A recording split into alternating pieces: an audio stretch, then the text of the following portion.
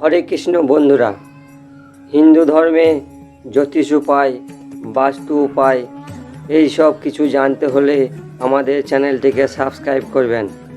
জ্যোতিষ উপায়ে পূজাপাঠ সর্বশ্রেষ্ঠ বলে মানা হয়েছে, কারণ ভগবানকে শান্ত করলেই সব কিছু পাওয়া যায়। জ্যোতিষ উপায়ে বলা হয়েছে যে কিছু নিয়ম, যে নিয়মগুলি মেনে চললে পূজাপাঠের সম্পূর্ণ ফল পাওয়া যায়।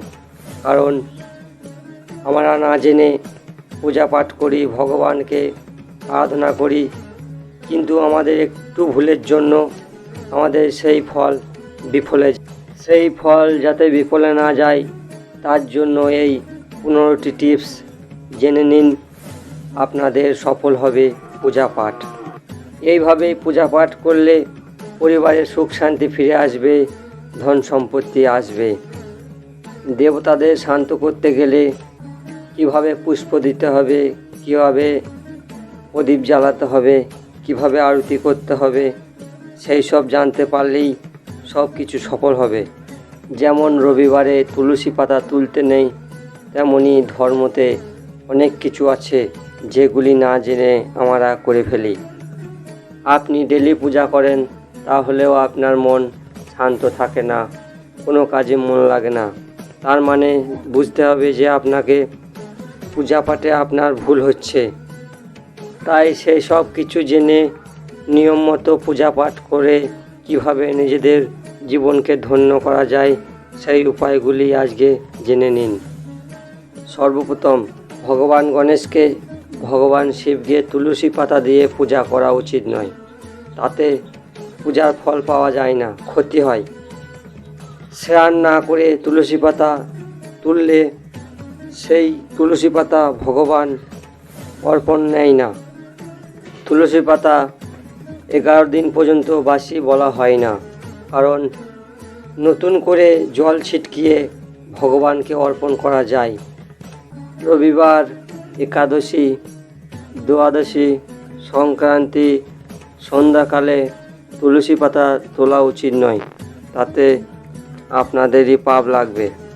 সূর্যদেবকে শাঁখে করে জল অর্পণ করা উচিত নয়।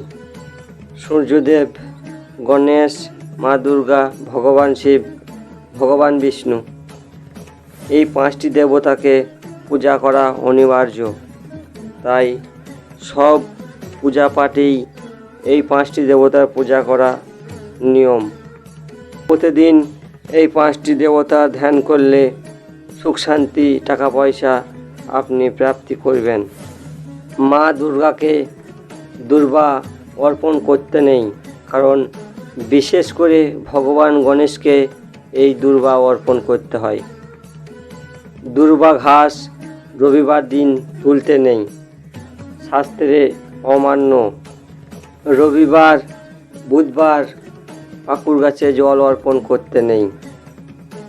গঙ্গা জল প্লাস্টিকের বোতলে, স্টিলের, লোহার জিনিসে রাখতে নেই। গঙ্গা জল তামার জায়গাতে রাখার নিয়ম, তাতে শুভ ফল হয়।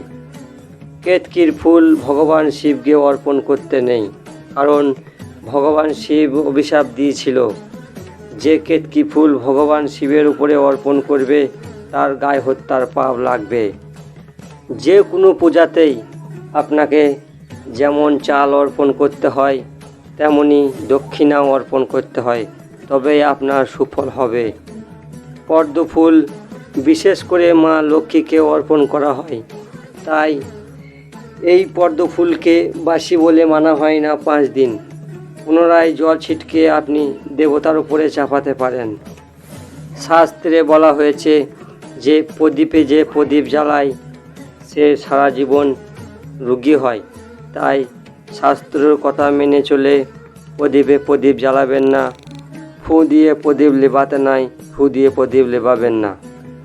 লাস্ট উপায়, বাড়ির মন্দিরে সকাল সন্ধ্যা প্রদীপ জ্বালাতে হবে, একটি ঘিয়ের, একটি সর্ষে তেলের, তাহলেই আপনাদের সুখের সংসার, ধন সম্পত্তি।